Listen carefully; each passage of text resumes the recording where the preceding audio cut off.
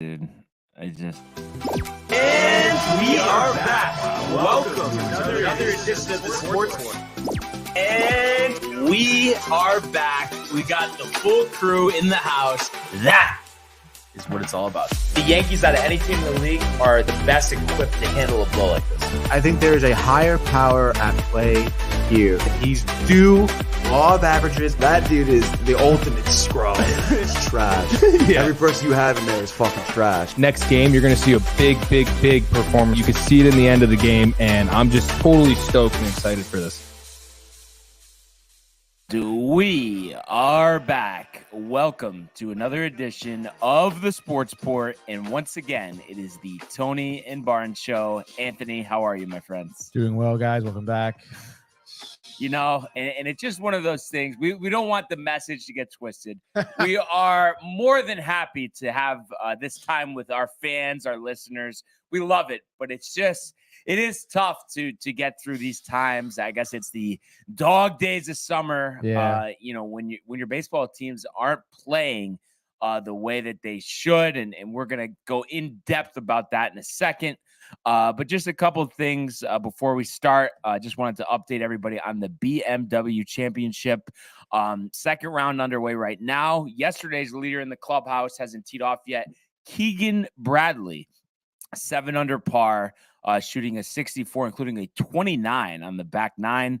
So really starting strong. One shot back of him, Adam Scott, 6 under with a 65 yesterday. Both of those gentlemen tee off at 105. So they are at the top of the leaderboard now. Plenty of guys on the course, plenty of big names in contention. Some major champions. You look at Shane Lowry, Justin Thomas. They're 2 shots back. Colin Morikawa, Xander Schauffele, 3 shots back. And then you got Tony's pick of Cameron Young shooting a 4 under yesterday. So he's 3 shots back. So a lot of guys, right, in contention here. And I don't actually see Finau. Oh, no. Tony, where are you, bud? Tony. No, but this is honestly, oh my God. This is bad. Tony will not be winning this tournament. 77 yesterday for Mr. Finau. Oh my goodness. So Tony, once again, showing me up with these picks here for the golf. We'll give you one more leaderboard update, but this tournament goes on as we look forward towards East Lake and that $15 million prize next week. And then a couple other just kind of potpourri items here. The first yesterday, the NFL announces that settlement with Deshaun Watson. 11 games, $5 million fine, and ironically enough, first game back, Houston Texans, week 13.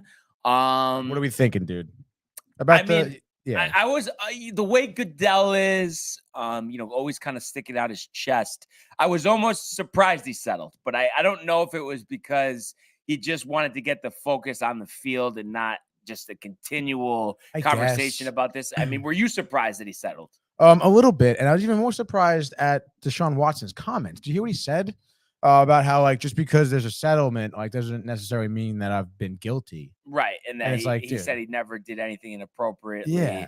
But he's sorry just because of the prospect of it. If that offended anybody, he apologizes for that. So, they were talking about it on NFL Radio Sirius 88 yesterday, and I think the biggest thing is dude, just don't say anything if you're going to say that.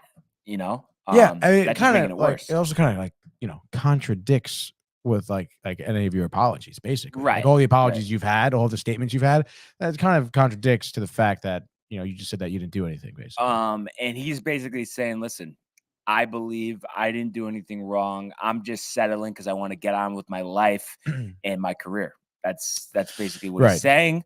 But 11 games, $5 million. I mean, I think that's a huge blow to the Browns. Jacoby Brissett, for 11 games. I mean, I don't think they're going to do it, but I would still at this point, and I know it would take them a little bit to get up to speed on the playbook, but Jimmy G, man, I mean, I think he could save the season, but he probably also doesn't want to come because he knows, okay, well, after week 11, I'm a backup. That's what I mean. Backup. But right now, Jimmy, you're the 4th string quarterback for the San Francisco 49ers, and they're probably going to release you because no one's going to give anything up. I think that's what's going to happen, but I guess we'll see. Do you think Watson, no matter what, starting week 11, for sure? Oh, yeah. Really? If they pick up let's say they pick up Jimmy G and he's doing well. Yeah, Doesn't matter. Doesn't matter. And also, I mean, it is kind of coincidental that, his, I guess the games where he's kind of banned, it ends on them playing the, Texans. Yeah, that's of like, course the NFL. why taking that seems advantage of that spot. quite So literally. a game between the Browns and the Texans, It's gonna be a lot of juice. right? And normally No juice. Exactly. So, definitely thought that was interesting. But that was really the only NFL storyline at the moment. And then just one NHL noteworthy item yesterday. Tony texted me breaking the story. Yeah. Kadri going to the Calgary Flames. Right. Yeah, I think that's crazy for the Flames, honestly. They picked up, I think before that, free agency picked up Jonathan Huberdeau from Florida. Mm-hmm. And I believe Matthew Tkachuk also from Florida. So, I mean, they have with Kadri, I mean, that's like a decent big three.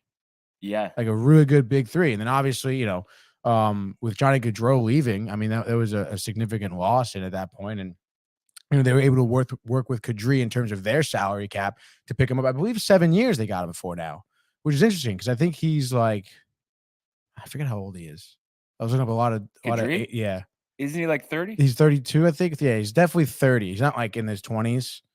But I was just trying to remember. I looked up his age yesterday, but I was looking up a lot of ages yesterday. But yeah, I'd say that's absolutely 31. huge. 31. Yeah. Huge for Calgary. Obviously, we saw what they were doing. They had a decent run, I suppose, into the postseason. Last season, a good regular season. They were certainly, in contention and one of the better teams out of Canada, let alone a very good team just in the NHL in general. And I think all in all, with all these transactions, I want to say they kind of improved upon their level of skill. Yeah, and we saw them, especially at home, were very strong last year. Yeah. So I think they have a lot of firepower, and Mhm. It'll be interesting to see. How do you think his loss is going to be, massive for Colorado, or do you think they still keep churning along? Obviously, we know, McKinnon and the rest of the fellas that they have on the team. I mean, what do you think about that?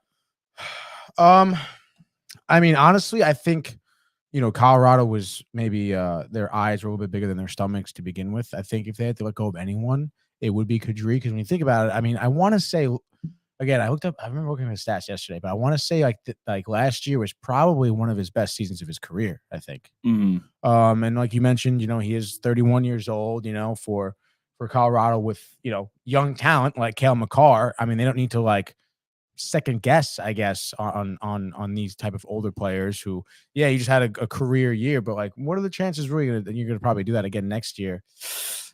Obviously, Colorado betting against it, Calgary betting for it. So I would say all in all, I mean, the Avalanche, if they had to lose someone, that's probably the best they could do. And I mean, you I don't know, I guess, I don't know if it just, he had a lot of assists and everything, but you kind of thought, oh, he's kind of like their best player. But really, I mean, he was tied for fourth with goals. Yeah. I mean, obviously they had ridiculous goal scoring production.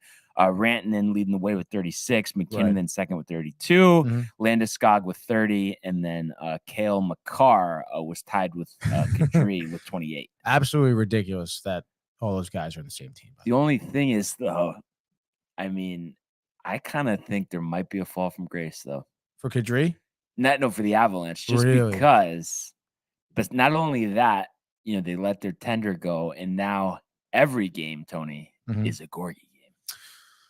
Georgiev is going to be really good, though. I'm telling you. All-star? Yes. Really? Absolutely, though? dude. I told you, if he gets more playing time, he's going to be that much better. We've seen it when he played with the Rangers. It takes him a little while to get into his groove. I think there was a stint maybe 2 years ago when, he was in the latter half of the season. I think he played 20 games because Shesterkin was in a car accident, broken ribs, I believe it was. And he was killing it, dude. So I want to say he'll certainly rise to the occasion. And then with a team that plays so fast like Colorado, I mean, I think that is probably the best team for him, honestly, to kind of get into that starting position. But yeah, that's basically my take right there. And I just, because I wasn't following at the time with Gorgie, he was drafted now after Shesterkin, like a year or two after, or I don't think so. Before. Yeah, I think it was before. We have to double check Before? this. Before? Let's see.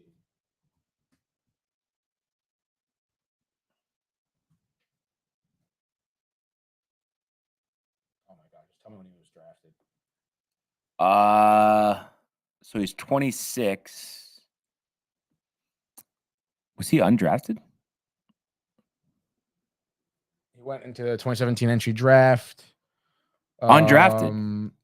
Yeah, well, he came. Oh yeah, he wasn't drafted. He just went to the New York Rangers camps, and that's, I guess, I'm not He's sure. 26 years old. Shesterkin's 26 years old, and he was 2014. So it was after the fact that he made his debut. So, and I mean, was there ever a point in time, because I know last year was kind of Shesterkin's like first full season where, there was a thought maybe Georgiev would end up being the guy over Shesterkin, or was that kind of always established and it was just a matter of him being healthy?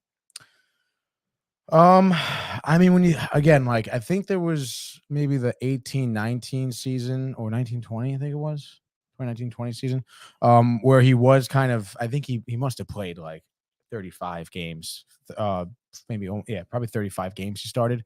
I think at that point it was like, we're not really too sure as to who was going to be like getting most of the games. I guess he was kind of knocking on the door, but then the following season, I think it went down to like 15 or 18. So obviously during the offseason, obviously during, some games as well, they were seeing the potential that Shesterkin kind of had. And obviously they were right. So yeah, obviously making the right call and then, getting some draft picks out of it for a guy that was undrafted. I mean, that's really managing your assets well, something I think that the New York Yankees could do. And speaking of, Tony, let's just do it. The world of Major League Baseball. 2-2, he got him swinging. A back-to-back strikeouts for Robbie Ray. There's damage right there. Shohei, way, sayonara. Where did that land? Stuck to Chapman, who leaps up and grabs it. Story spins and fires. Out at first. There it goes. See ya. Home run, Aaron Judge. Not last night, as the Yankees, there was just such a energy in the air, vibrant yesterday on the show here, and here we are, and it's a familiar feeling of recent regarding the Yankees, as they lose 9-2, and I mean, where do I even begin? I mean, obviously, at the end of the day, when your starting pitcher, gives up 6 runs, you don't really have much of a shot, including 5 by the second inning. You're not doing your job. But yet, if the offense was clicking, after that 5 spot was put up and after they answered back with 2 of their own in the third on some, bullshit, basically, infield single, fielder's choice. I mean, that's not how you really should be scoring runs.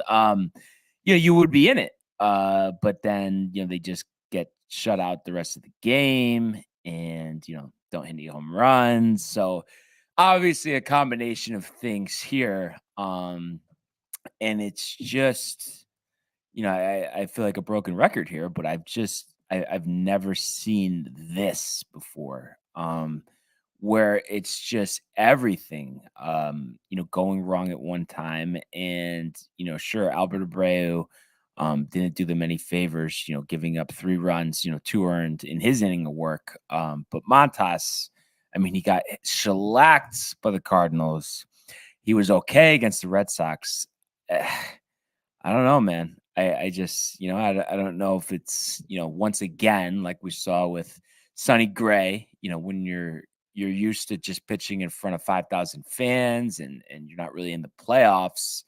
And then you come to the Yankees and there's monumental expectations. I guess it's challenging. But I told you from the start, I didn't want him. I've given him a full chance here. But this is not the way to start, and it doesn't install confidence in anybody. And I think, right now for the Yankees, just generally speaking, confidence is what they need, and it's just not there right now.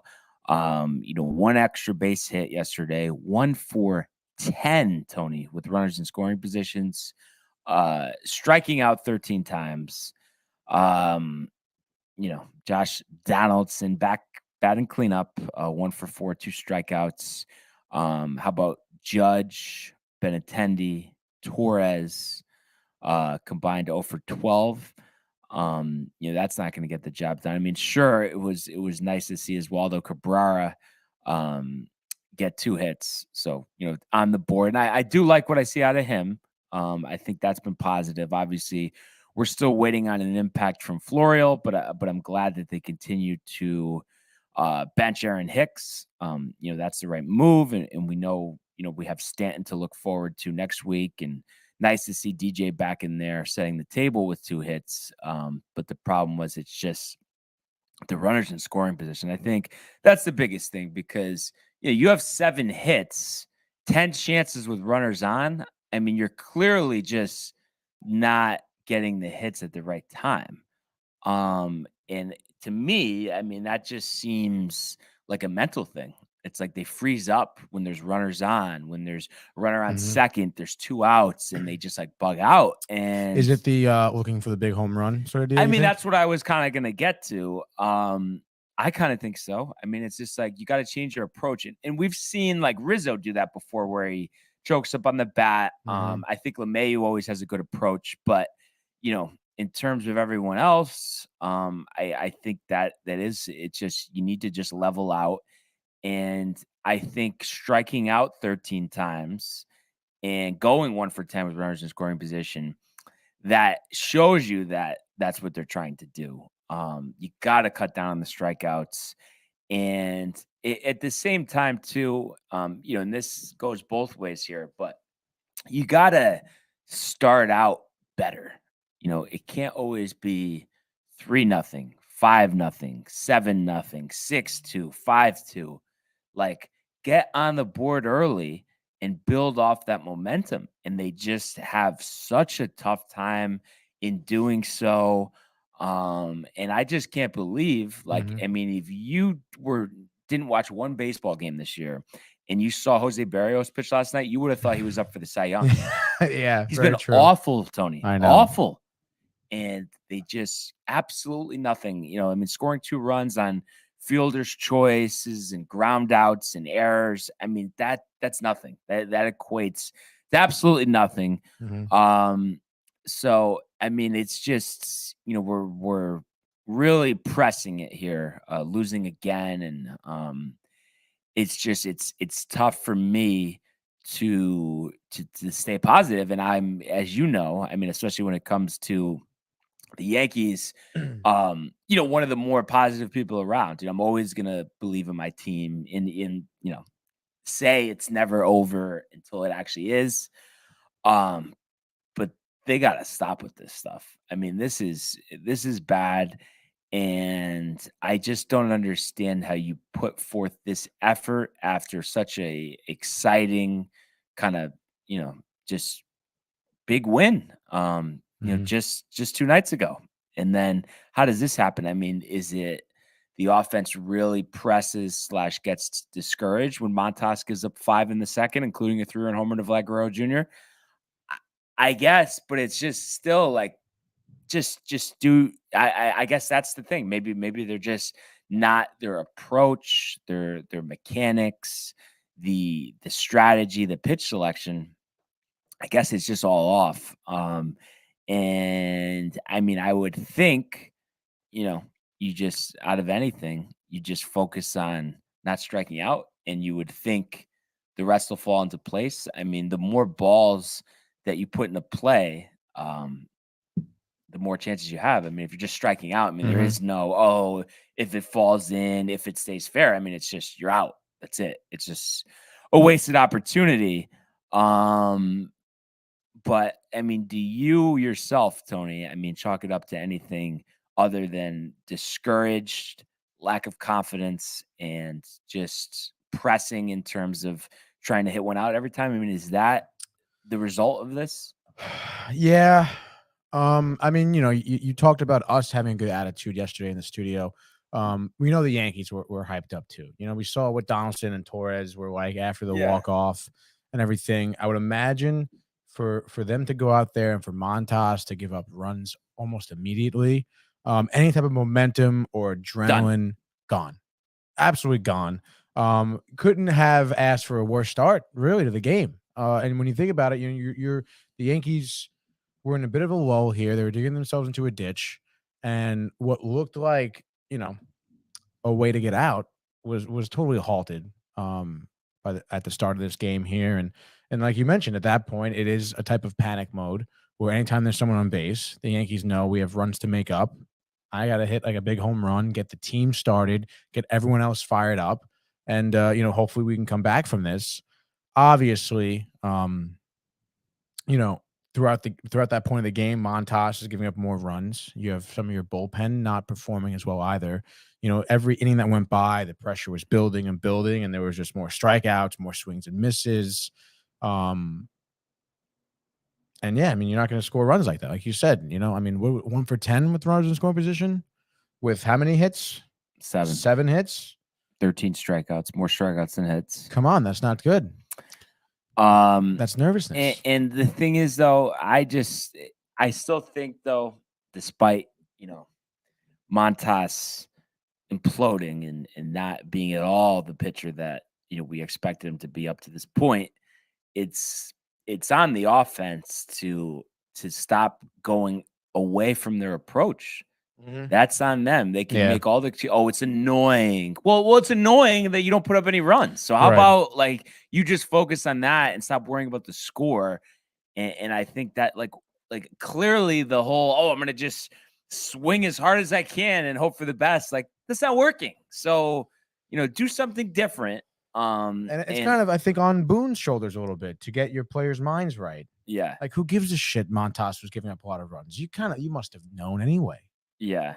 Yeah. Against a Blue Jays offense that can pop off like this. And it's like, you clearly saw the footage of Berrios, like the way he's been struggling, how he's been getting hit. I mean, I think you just completely forgot about it once they were down 5-0. And I mean, listen, 5-0's tough, but this type of offense when things are going right, that's not insurmountable, and I do also think other than Montas's results, last night they had been getting decent starting pitching, so they can't just because of one game. No, you're as I said, you're not doing your job. Don't worry about everyone else. You're not doing your job, and I think that's just the biggest problem. And maybe that's another problem is there's just a lot of finger pointing and not people just worrying about themselves and optimizing their skill sets, which is bogus. And again, dude, Berrios, 9 strikeouts last night. Yeah, but really though, an outsider would have thought he was in position. I think he averages like 5 a game.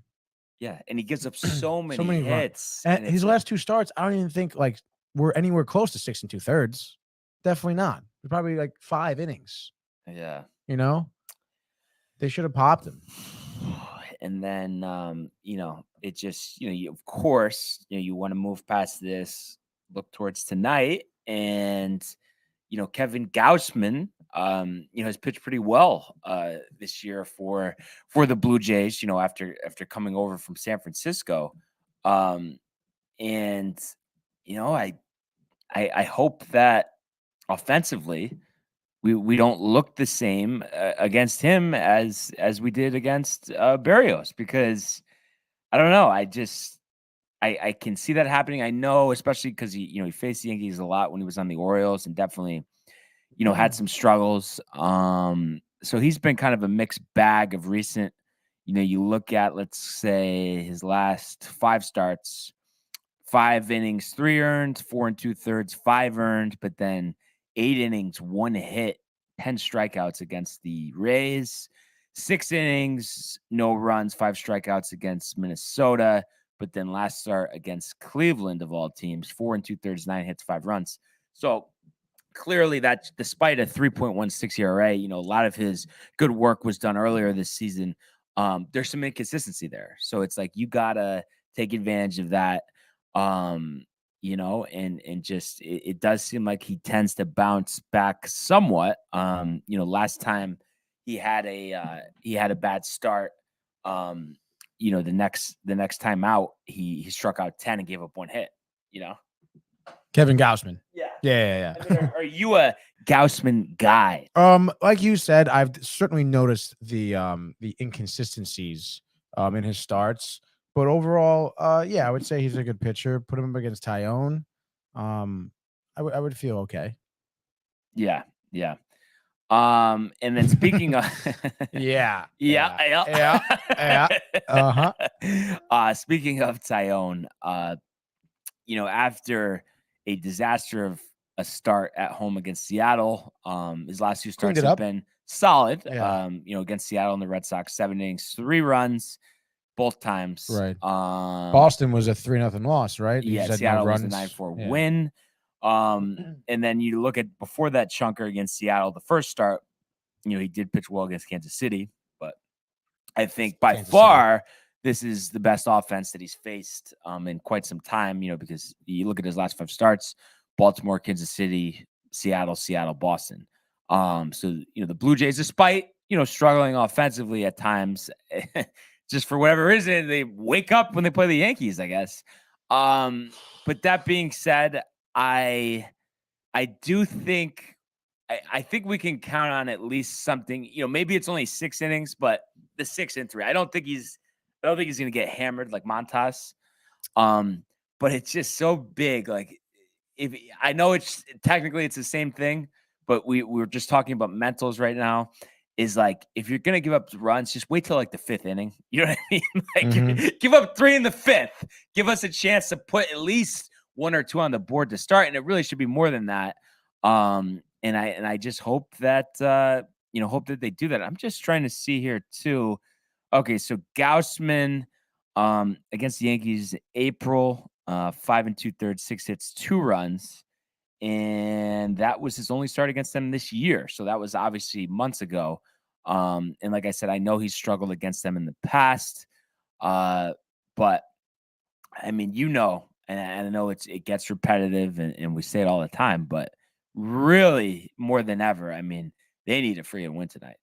I mean, there's no 2 ways about it.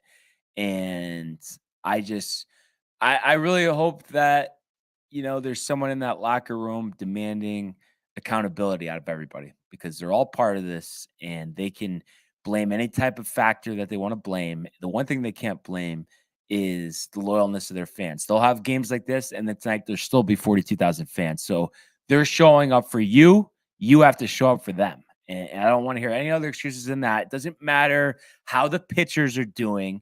You need to score. That's your job. From an offensive standpoint, and there's just no excuse for it. You got to focus on not striking out. I mean, there's clearly trends here. We've seen the sliders give them fits before. Be disciplined. Have some type of pitch recognition, and I feel like that's what's lacking. And there's no excuse whatsoever to be late on fastballs. That's absolutely absurd.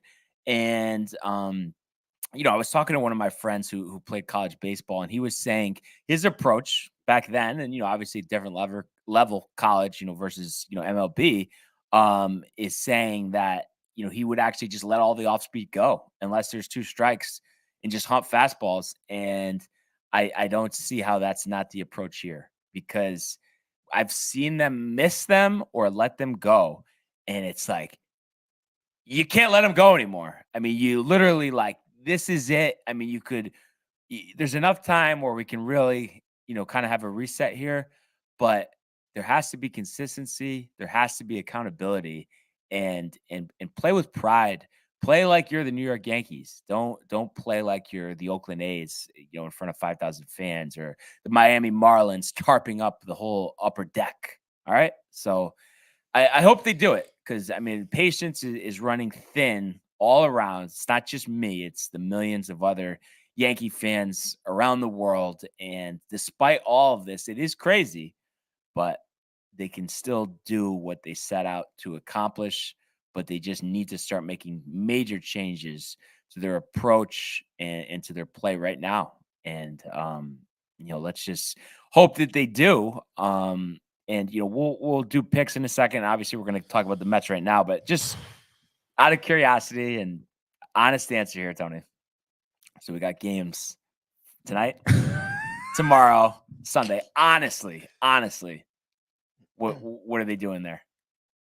If you just had to just give me something. Who's pitching in the next 2 games? Okay, so After Tyonne, obviously. well, we'll start with tonight, honestly. Like Loss. not trying to Yeah. Tyonne popped, or Yeah. and then how many runs, honestly? From the how many runs did the Mets get? No, not the Oh, sorry, the Yankees get? Yankees score. Yeah. 3 or 4.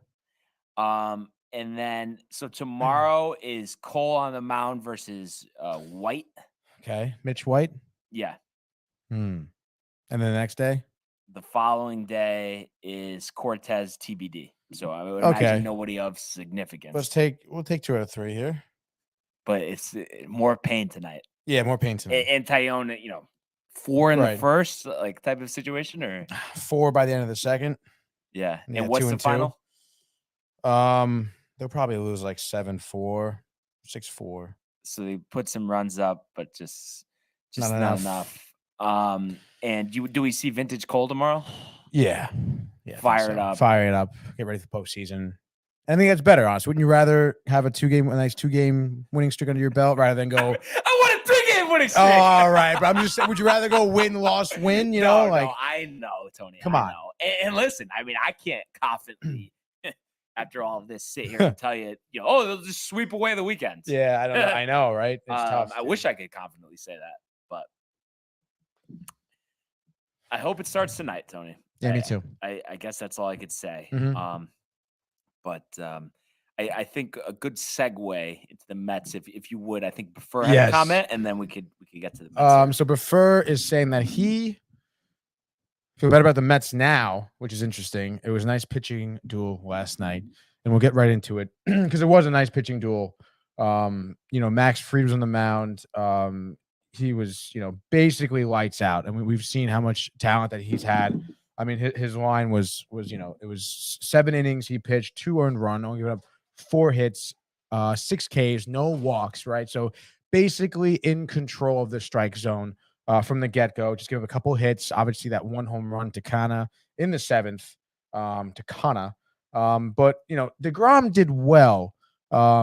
It's pretty crazy because he went 6 2/3, giving up obviously 3 earned runs, but 1 run was inherited from Lugo, because he came in the 7th to relieve him.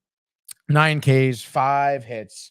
And DeGrom, I know it's pretty crazy, but I mean a line like that for DeGrom, comes to a surprise because there was some crazy stat on the broadcast last night, Brian, that about 50% of his starts he gives up 1 earned run or less, which is a ridiculous stat from Jacob DeGrom for any pitcher, really. I mean, that's absolutely just unheard of. But nonetheless, he kind of off the gate, he didn't have much confidence in his slider.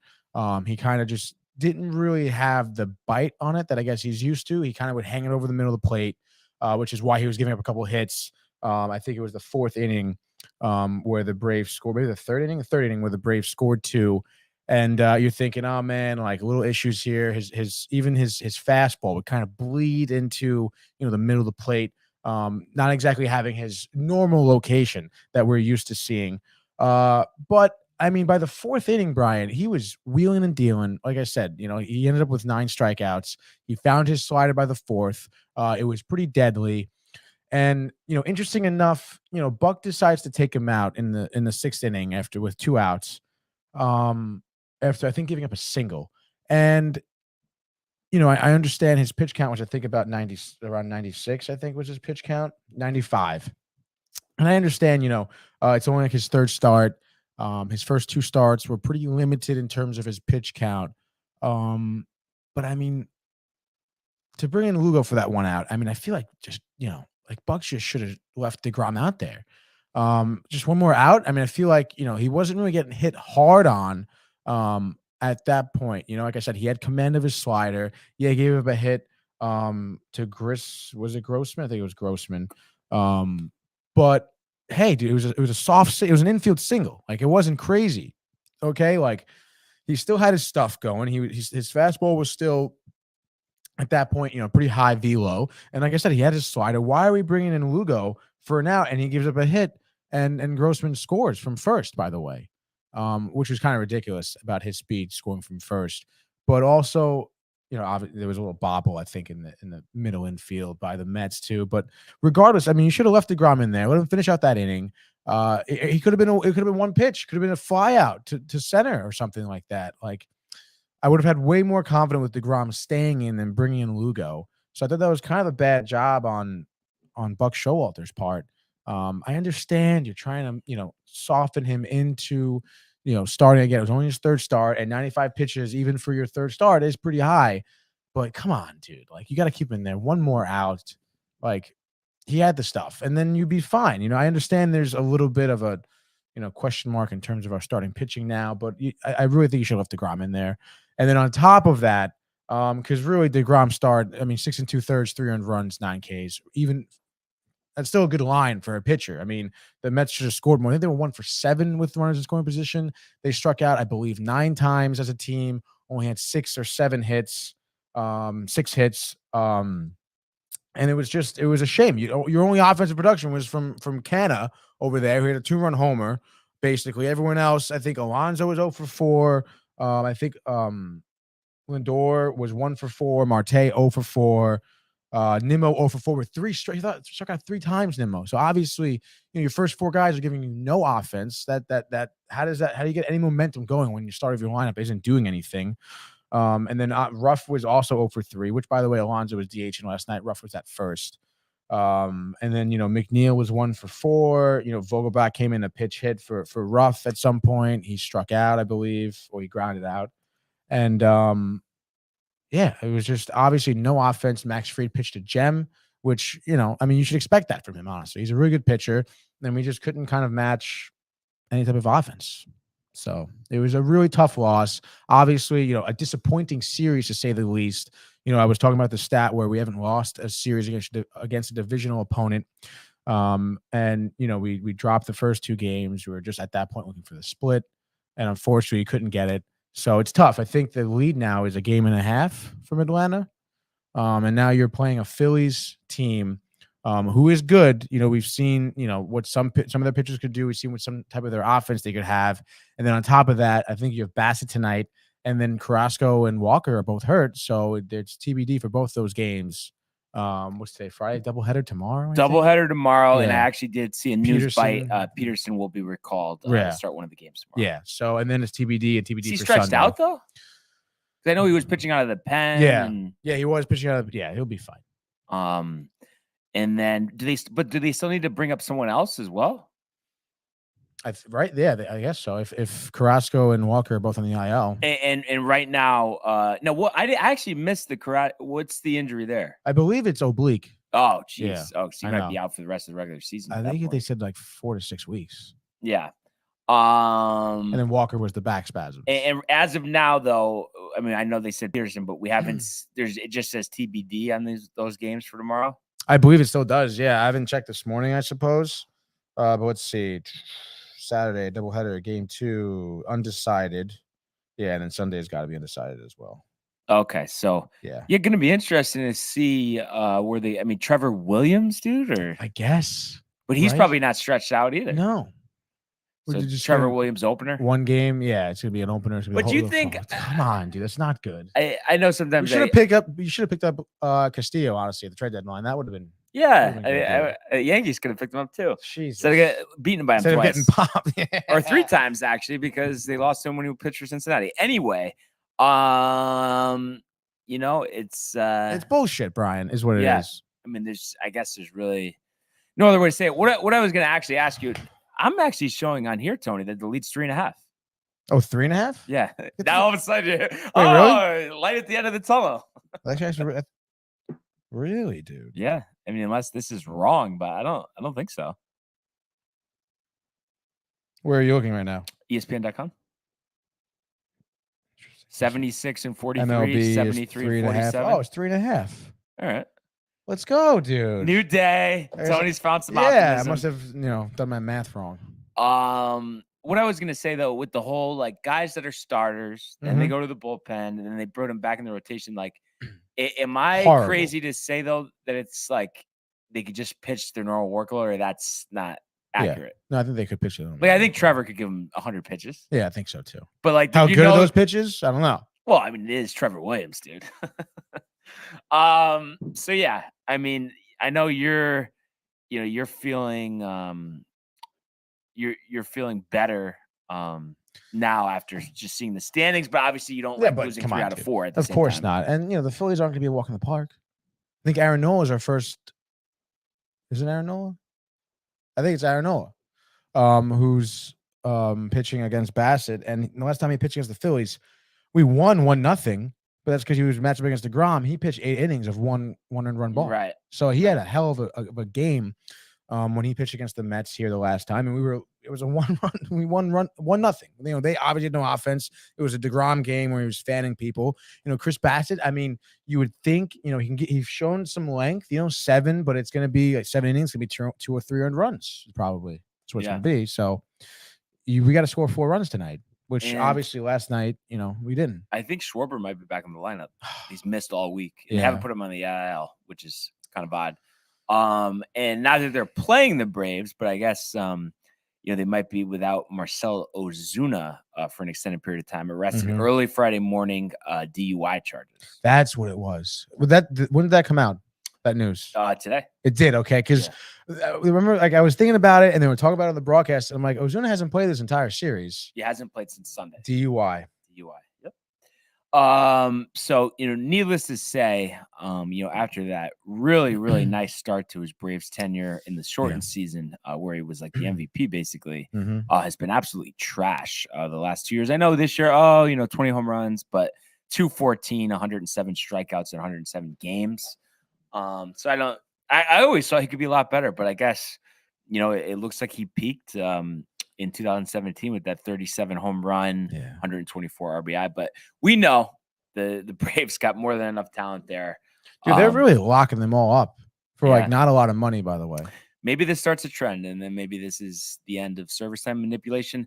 But I don't know. It's tough to say who is it better for? Because, I mean, obviously the players get the security, but I think definitely some of them are going to miss out on potentially hundreds of millions of dollars by doing these, $100 million contracts over 7 years, when if they waited 4 years, it would be $200-something million.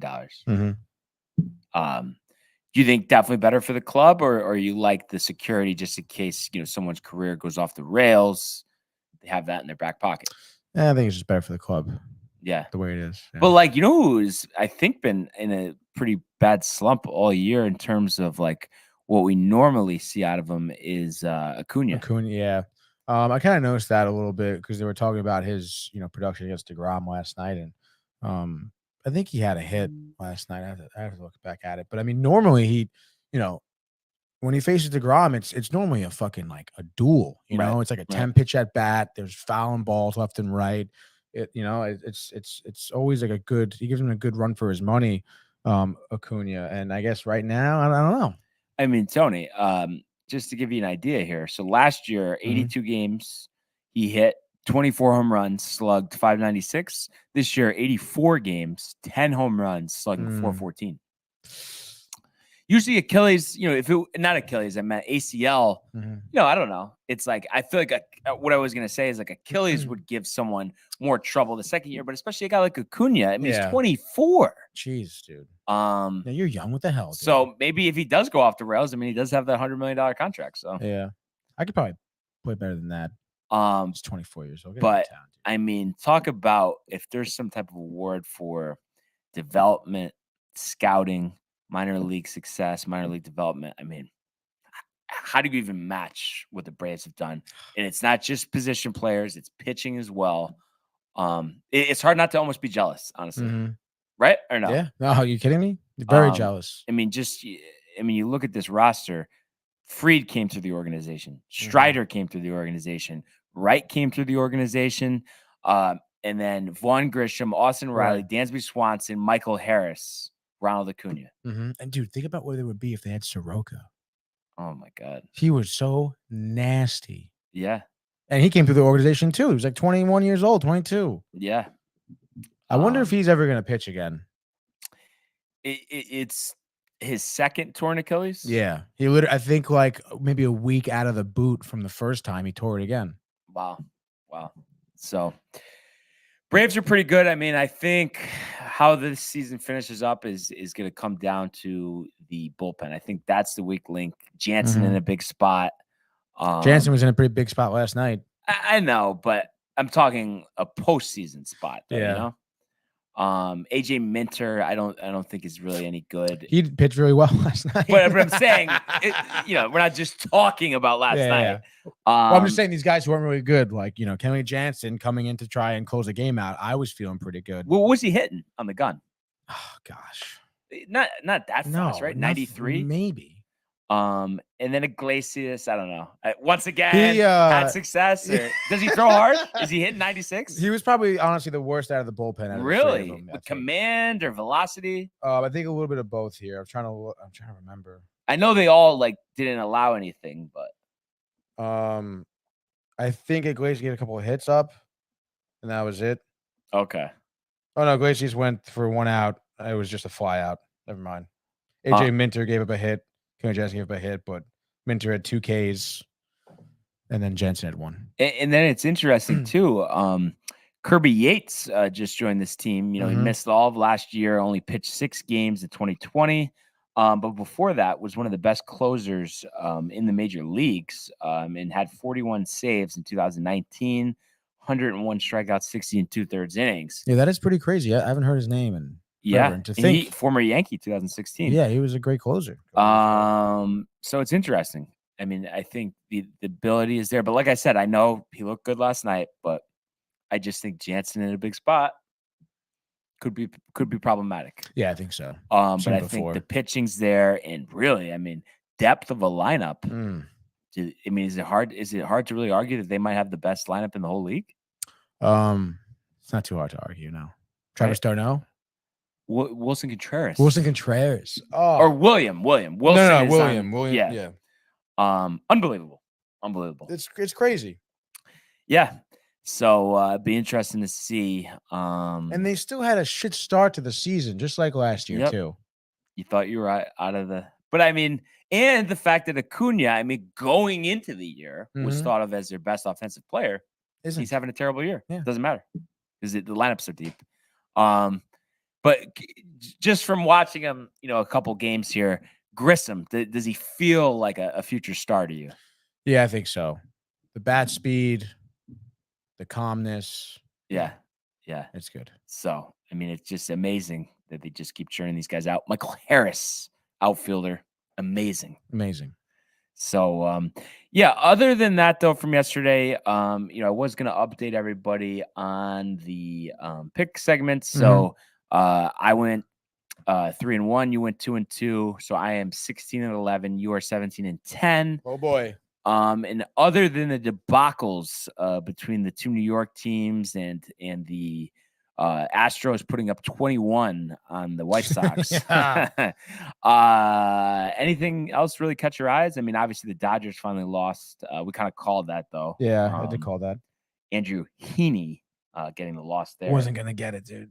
Was not gonna get it. I guess maybe. I mean, I guess the Padres losing to the Nationals. I mean, Padres, man, it's like they're almost going through what the Yankees are going through in a sense. I know. It's pretty crazy, honestly. How about Andrew Heaney though? 4 2/3, 3 earned, but 10 Ks. Like I just did not see him as a strikeout guy. Yeah, that is pretty crazy. He's got that sinker, dude. Oh, the analytic god, as they like to call him. But all right, Tony. Time to look at the games for tonight. So what do we got to start off here? All right, we're gonna do it, dude. That's what we're gonna do. We're gonna go Chris Bassett tonight. Just because I don't know how I feel about the Mets winning the rest of the weekend, to be honest. So I'm gonna say they get a win tonight. Chris Bassett gives you that length like he's been doing, rises to the occasion yet again, by the way, because I feel like you've asked a lot of Chris Bassett over the season with filling in for when Scherzer was injured, when DeGrom was injured, and then even so, like when DeGrom and Scherzer comes back, obviously, the level of play here is heightened, and he heightened his level of play as well. So I'm going to say he continues to do that here in a big spot rising up to the occasion. He'll give you 7 innings of 1 earned run baseball. I'll give him 8 Ks, no walks off of 4 hits, let's call it. And because of that, you can kind of, I guess, hopefully get some offensive production, get some momentum going early, Brian. Alonzo Dinger early. I'm telling you, it's going to happen. 2nd inning. He's pissed off. I talked about the little slump he's in where he's been swinging at pitches outside of his zone here. He's got to buckle down a little bit. Okay. He's looking a little nervous, looking like he has the pressure of the whole team on himself. But, in reality, I mean, this guy is the 2nd in major leagues in terms of runs batted in. So the guy brings in runs. This slump isn't going to go on forever. He's a phenomenal batter. We know that. So I think he's going to start off of our offense tonight pretty quickly of Aaron Nola. And again, he had that good start against the Mets the last time, but I think we've seen what he's got. Our lineup's going to adjust. So give me the Mets here. I'd say it's going to be a tight one. Say they win 3-2. All right. So the Mets looking to get off the schneid after yesterday's disappointing loss. And speaking of disappointing loss, Yankees, coming off that 9-2 defeat yesterday. Tyonne versus Gausman. So I guess to start, I think Tyonne 6 innings, 3 earned, 5 strikeouts, and I think. I could see Gausman having almost basically the same line there. So I could see it being a 3-3 game. And actually, bullpens do their job. Maybe Scott Efros and Marinaccio come in, slam the door. And then here comes bottom of the 9th. And leading off the 9th to start, number 99. Aaron Judge comes up, first pitch, gone, deep center, 4-3 Yankees, 2nd walk-off win in 3 games. And as he crosses the plate, he says, "We're back, baby." And that's all I have. All right. Okay. Sounds good, dude. Hopefully that happens. Okay, my next pick, dude. You didn't sound very convincing, by the way, Brian. Not a whole lot of conviction and confidence. I guess as I was saying it, I was trying to convince myself. Gritting your teeth, yeah. All right, so my next pick here, I'm gonna go with Cleveland.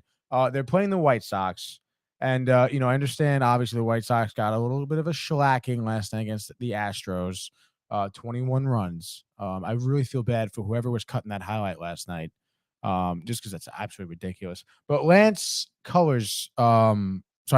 Lynn. I was going to say Lance McCullers Jr., but no. Lance Lynn on the mound here for the White Sox. Obviously not having a great season here. And I feel like Lance Lynn was a name that, that was kind of almost synonymous with like a good pitcher. And of course, after he looked so bad with the Yankees, and all of a sudden he's a Cy Young Award winner with the Rangers, the White Sox, but continue. Well, he's back to not doing so well. Is he on the Yankees? Yeah. It seems like it. Maybe they'll pick him up, dude. But he has a 5.62 ERA. He's 3-5 in the season. And I think just because of, we talked about the absolute disaster that the White Sox front office and management is like, and how their level of play has suffered because of it. And I just feel like, dude, 21-5 they lost last night. I know it's not going to happen again. But jeez, dude. I mean, I think Lance Lynn's going to get popped. I know it's Cleveland. It's not Houston. But I mean, if Houston's put up 21, what Cleveland can put up what? 8, 7? So I would say let's give me Cleveland here. I'd say they win 5-2. Going with the Dodgers to bounce back here. Yeah. Tyler Anderson picking up it. his 14th victory here. I think, Marlins, I could see the Dodgers kind of having a field day, I guess you could say, offensively. Tyler, homegrown, dude? Tyler, not homegrown. I don't think, anyway. I mean, I know he's been in the minors for like ever, right? Isn't he old? I thought he was 30. He's 32. And yeah, he was drafted by the Rockies. First round, 2011. Okay. So that being said, Tony, yeah, I think he does his job. Dodgers 10, Marlins 5. All right, dude. That's quick and easy. Love it. Let's go back to me. Speaking of the Rockies, who I think I'm gonna take the Giants tonight. Never mind. I know the Giants have struggled. Alex Wood definitely not. I feel like again not performing as well as he did last season. But Jose Urena, I think Brian likes Jose Urena, right? Yeah. I mean, he kind of, I don't know. He's been up and down the last couple of years. All right. Well, he's on Colorado now, and they're in Colorado, and I feel like the Giants, with Wilmer Flores, Jock Peterson has a good swing. Brendan Belt, Strata, dude, and at Coors Field, I think the balls are going to be flying for the Giants. We've seen what they could do, and they talk about Colorado again. Another team that took a shellacking, I think last night or 2 nights ago. What's the by St. Louis, 13-0. Pretty crazy. I feel bad for whoever was cutting that highlight also. But give me San Fran in a bounce back. They just lost back-to-back games against Arizona. Feeling good in Colorado. Give me the Giants 3-1.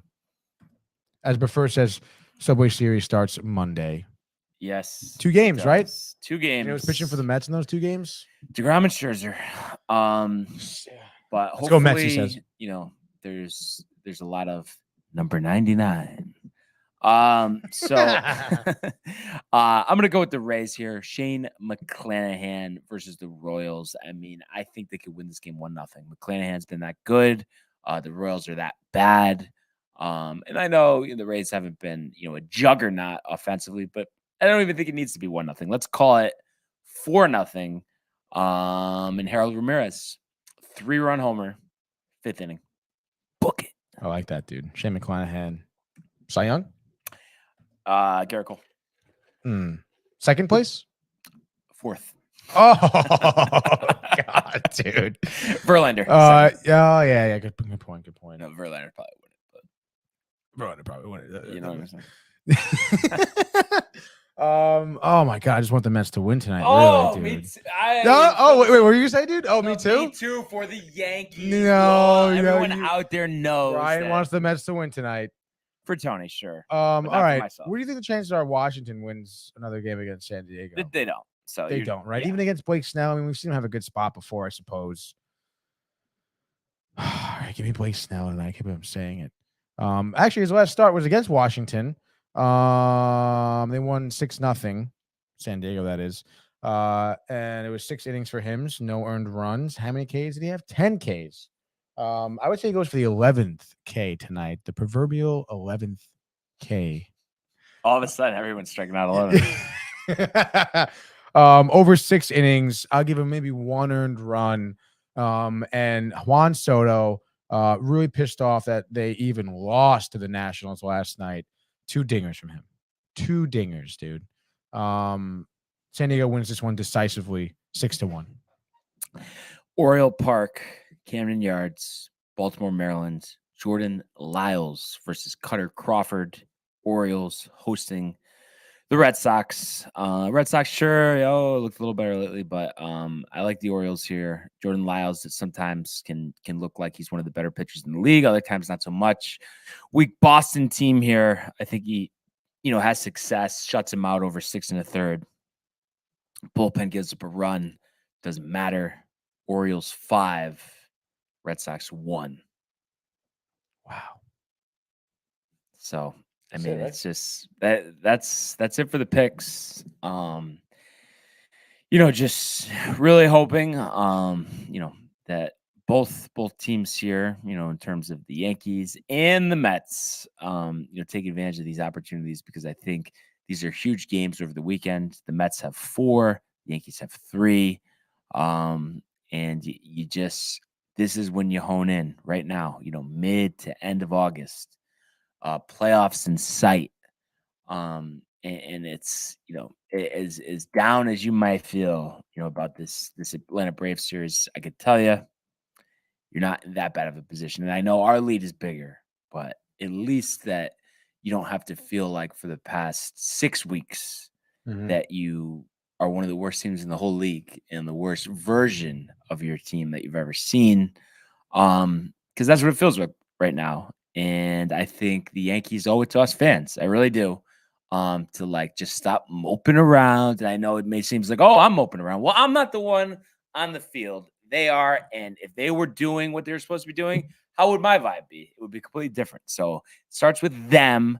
And despite, us Yankee fans feeling down, the support is always going to be there. We're always going to cheer on the big moments. So give us some of those moments to cheer on, because this is unacceptable, and we deserve better. And that's it. And they are better than that. They are capable. We saw it through the first couple months. So that's how I feel. How long do you feel like it's going to take, or is it around the corner, possibly, next week, where it feels like they're back? How much longer am I going to have to suffer? Who do they play after the Mets? Let's see here. I mean, they got to go like. Now we're going to start a new stretch so they get through, since they've completely. By the way, while you're looking, prefer comments. The last time the Mets faced tonight's Phillies pitcher, Aaron Nola, we won 1-0. Tony's prediction of 6-1 seems high to me. Seems like you and Buffer are kind of squabbling. Well, I mean, last couple episodes. Well, I will say, obviously, you get it. Yeah, the Mets making you a little angsty. However, Buffer, my 6-1 prediction was for the Padres Nationals game tonight.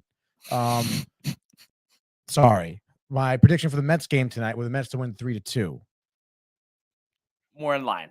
A little more in line, obviously. I'm very aware. I talked about Aaron Nola going 8 innings, 1 earned run. We won because of DeGrom, 1-0. So I think 3-2 seems reasonable. Before, I mean, you can tell me if it doesn't, but I think it's reasonable. So off the rip, you look at it after the Mets. It's okay, Buffer. 7 games in California versus the A's, 4 of them, Angels 3, but.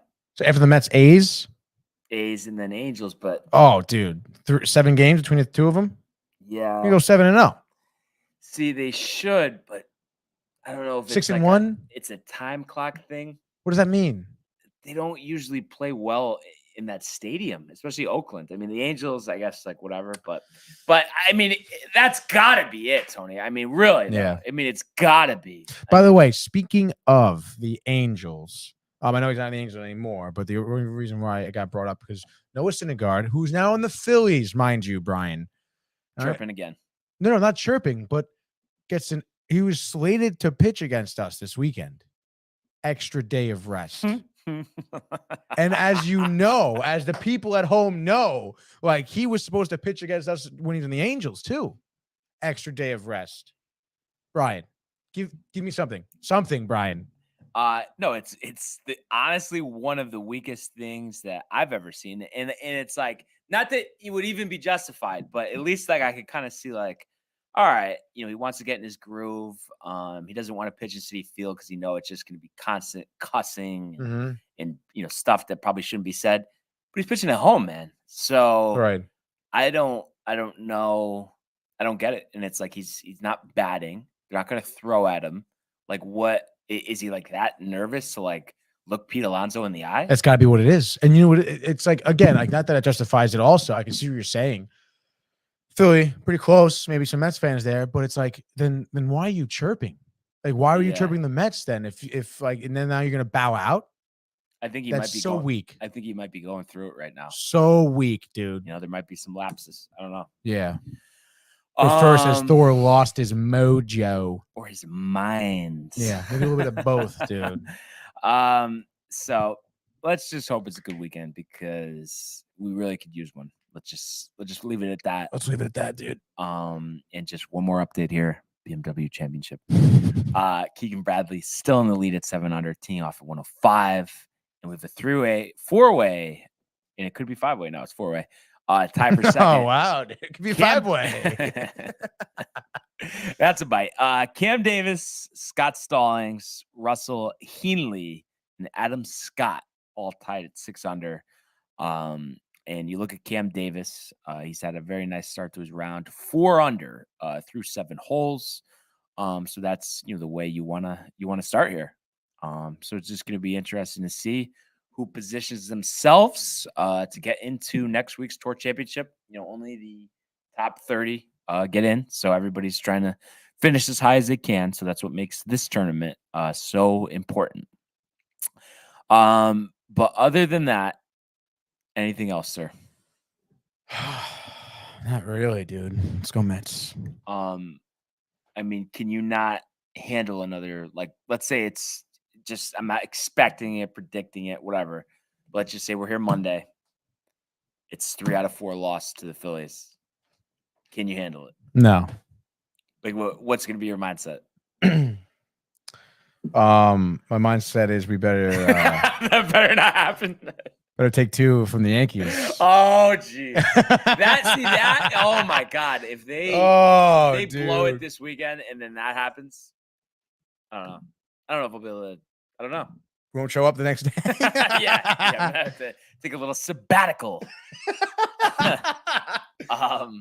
But yeah, so let's see what happens. Like I said, let's hope it's a good weekend. But once again, my friends, it was a pleasure, and it was a pleasure interacting with all of you. And we encourage you to keep commenting, liking, and subscribing, as well as checking out those archives on the YouTube page, Tony in Costume, all of that, as well as Sayonara, Tony.